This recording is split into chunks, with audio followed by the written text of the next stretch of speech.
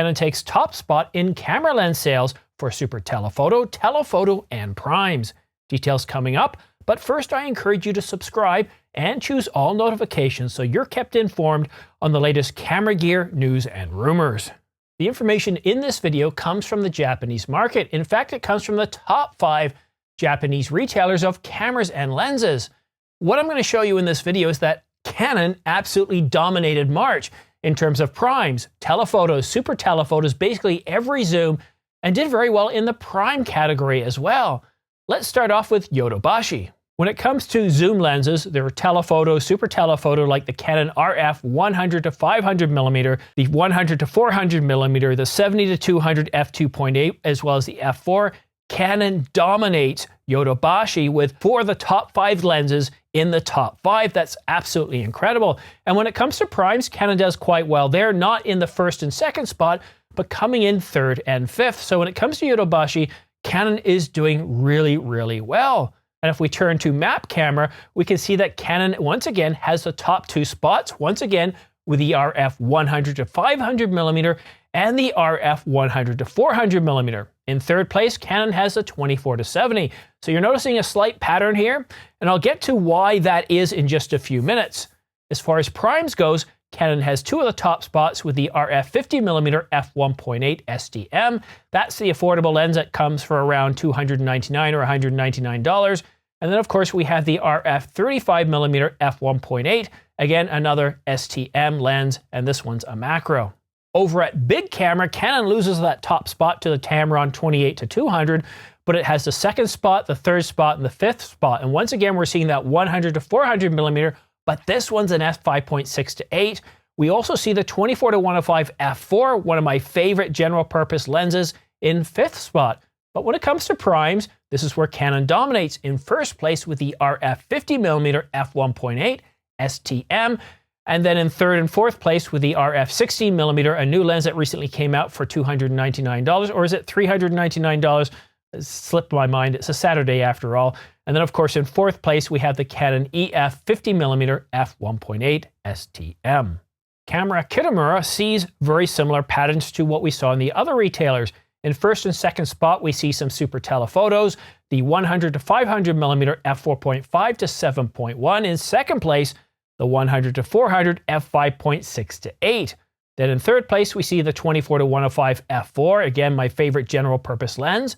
But if we take a look at primes, we can see that Canon has 3 of the top selling lenses, the RF 50 mm f1.8, the RF 16 mm f2.8, and the EF 50 mm f1.8.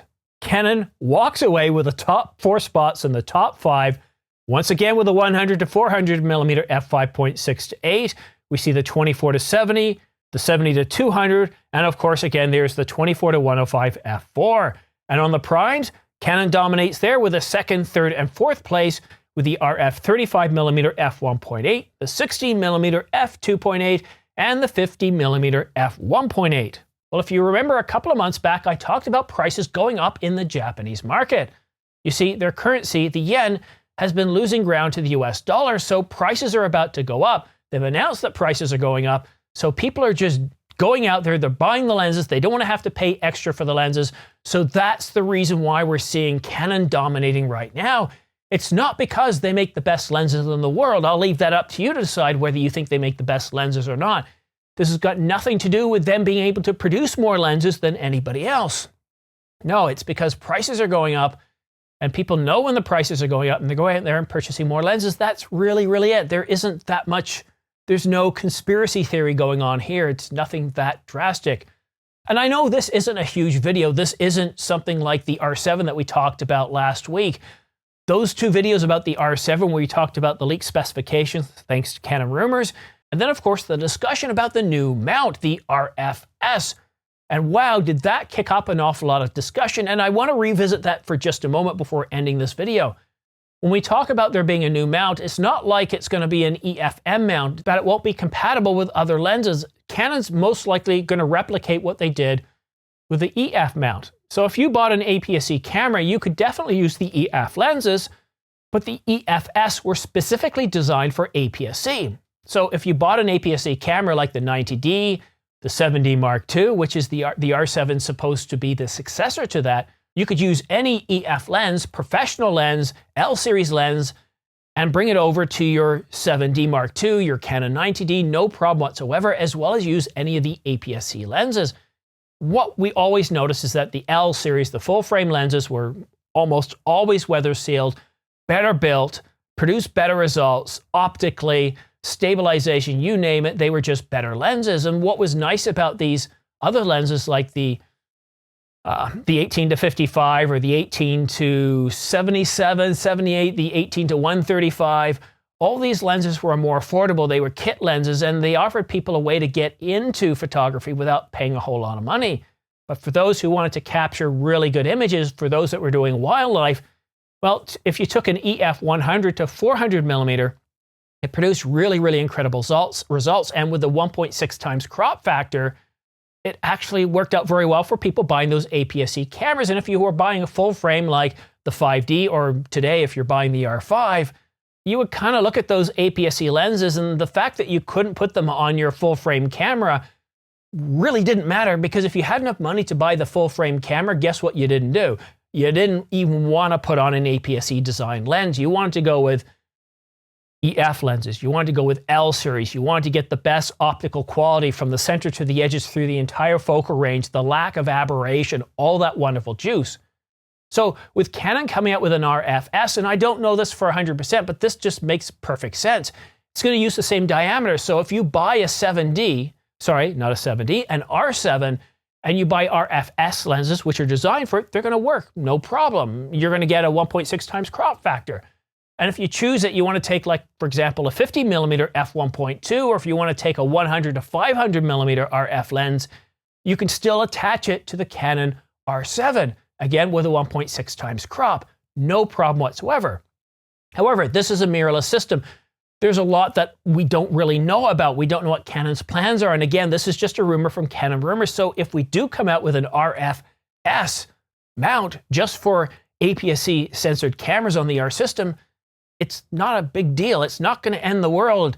And if you buy the R7, it's not like you can't use the RF lenses. You can use both the RF and the RFS. And of course, if you've bought the Canon R5 or the R6, you're not really going to want to buy those APS-C lenses. I'm sure some of us might, but what we've already noticed with the R5 and the R6 is that if you use the EF to RF adapter, you can actually adapt those EF lenses, the EFS lenses, onto the R5, and I've got a few of them back here, EFS lenses, that's right, EFS. I want to make sure I'm not mixing up my letters here. You can take those, for example, the 10 to 18 millimeter, I can put it on the R5, I have put it on the R5, same with the 18 to 135 STM. What are the differences? Well, I get a 1.6 times crop, I can't use 120 frames per second, there are some limitations, but I can use the glass, I can use the lens. So I'm curious to know if the RFS lenses will also work on the Canon EOS R5, and I suspect it just might. So I'm a little curious of what the whole hullabaloo is over these RFS mounted lenses, and I think really at the end of the day, all it's going to mean is any lens with an RFS means it's specifically designed to work with APS-C censored R system cameras, and that's it. So don't get worked up. Again, these are just rumors coming out of Canon Rumors, and Canon Rumors has said clearly that these are rumors. They haven't even been validated yet, so don't get all worked up. I love covering rumors. They're an awful lot of fun, but at the end of the day, let's wait for fact. Rumors are certainly fun to talk about and speculate, and I'd love to know your thoughts in the comment section down below, but let's not get worked up over them. After all, they are just rumors. One last thing before I let you go, don't forget to subscribe and choose all notifications. It's very important to choose all notifications, because by doing that, as soon as I publish a video on the latest system, whether it's a new mount, whether it's a new camera like the R7 or a new Sony, well, you're going to be the first to know. I'm very aggressive. I cover all the systems: Panasonic, OM or Olympus, OM system, Nikon, Canon, Sony, pretty well everybody that makes a stills hybrid camera. So by clicking all notifications, you're going to be the first to know of the latest news and rumors. But that's it for now. Thank you so much for watching, and have a great rest of your weekend.